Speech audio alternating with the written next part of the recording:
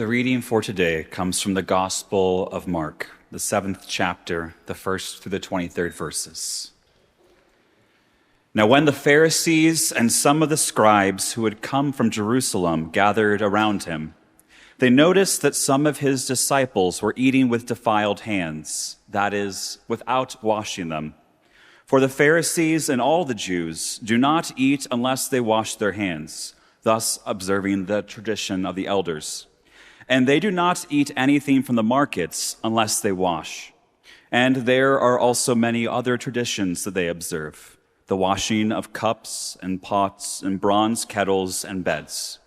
So the Pharisees and the scribes asked him, "Why do your disciples not walk according to the tradition of the elders, but eat with defiled hands?" He said to them, "Isaiah prophesied rightly about you hypocrites, as it is written, 'This people honors me with their lips, but their hearts are far from me.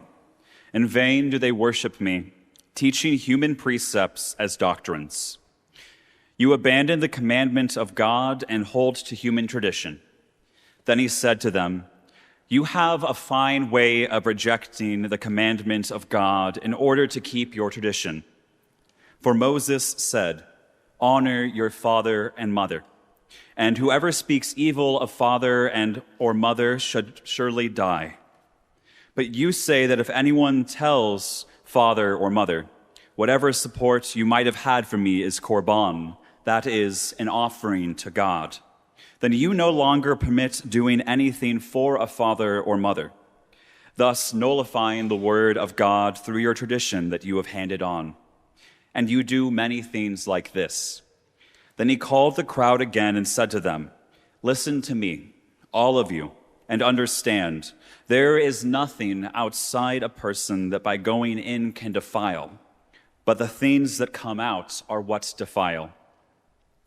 When he had left the crowd and entered the house, his disciples asked him about the parable. He said to them, "So are you also without understanding? Do you not see that whatever goes into a person from outside cannot defile, since it enters not the heart, but the stomach, and goes out into the sewer?" Thus he declared all foods clean. And he said, "It is what comes out of a person that defiles, for it is from within, from the human heart that evil intentions come: sexual immorality, theft, murder, adultery, avarice, wickedness, deceit, debauchery, envy, slander, pride, folly. All these evil things come from within, and they defile a person."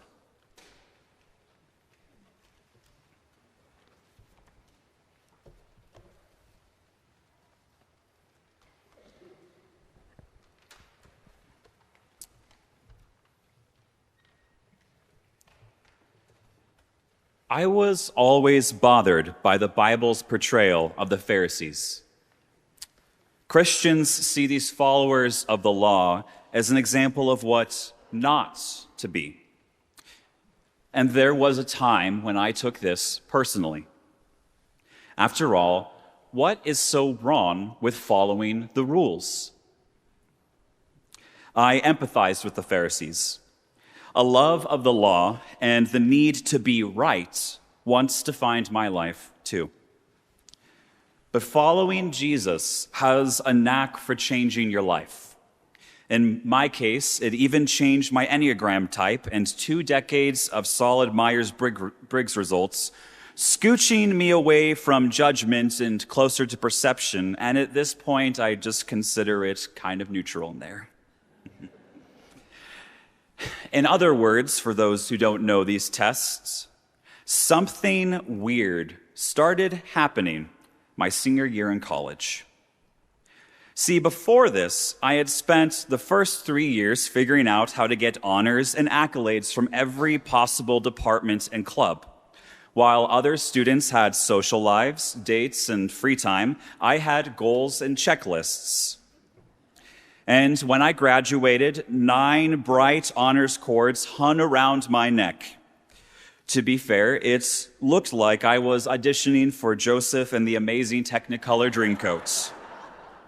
I think more people get that reference in this service.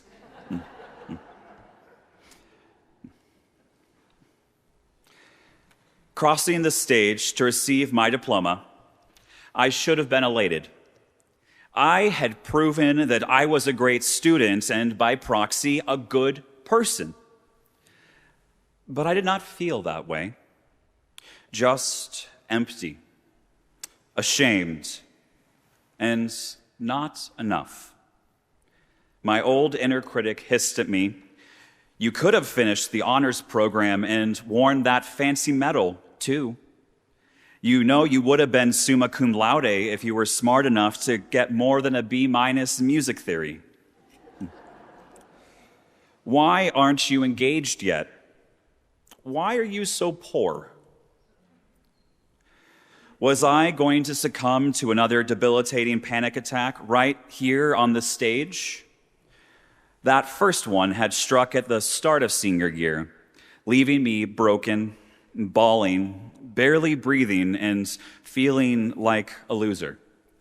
From then on, perpetually fragile. Others had followed. But now, as I said, something weird had started to happen. I was finding Jesus again in the lowest moments of my life, and he was holding me up that sunny May day. To be clear, he had come looking for me. I had avoided any thoughts of a faith since high school graduation. I thought I knew enough about the God stuff and needed to learn about more important things. So I explored policy, business, law, and politics. But none could give me what I really wanted: absolute control of my world. In the meantime, studying biology, sociology, history, and philosophy, and going to other churches with the Dome Choir, they all kept dragging me back to God. I hated that. Finally, over winter break senior year, I got a call from my longtime mentor, the pastor who had baptized me and listened to years of my religious rantings. He took me to lunch, gently asked a few probing questions, and after I stopped ranting, he talked to me. I think you can guess the rest of that story. I ended up in divinity school the following fall. Then, a little bit later on, here at Plymouth. The last places I would have expected to be. It was not easy for me to be drawn closer to God this way. I would have preferred that checklist. I still do prefer that checklist. So truly, I empathize with the Pharisees. I know exactly what they wanted: a surefire path to a sure thing. Unfortunately, like me, they were going about it all wrong, trying to power through, to master the rules and earn salvation. Like a stern but loving parent, Christ calls us out. He knows the danger of loving purity rather than God and each other. No doubt, the law is good. It guides our worship and relationships, but perfectly following the law, purity was never the goal. The law shapes us into the people we are meant to be, into the relationships we are meant to enjoy. Jesus warns the Pharisees and us that blind adherence to rules and traditions, no matter how well-intentioned, may ultimately lead us to violate God's greatest commandments. For example, the Pharisees encouraged people to honor God by giving all they could to the temple. They even suggested making the Korban offering mentioned in our text instead of supporting an aging parent. And Jesus comes to remind the Pharisees that God commands us to honor our fathers and mothers. Taking care of one another is more important than giving outsized offerings. The Pharisees also displayed their piety by following complex food purity codes. Again, Jesus calls them out. God is more worried about the state of our hearts than our stomachs. making a show of our reverence while allowing evil to fester in our hearts defiles us. So why does Christ call us out? It is not out of cruelty, but kindness. Christ sees a love of external metrics and challenges us to live, not act, to not be hypocrites. Not hypocrite as we understand it, but as the Greeks know it, hypokrites, which the Daily Study Bible defines as one who answers. It goes on to explain that this one who answers is one whose whole life is a piece of acting without any sincerity behind it at all.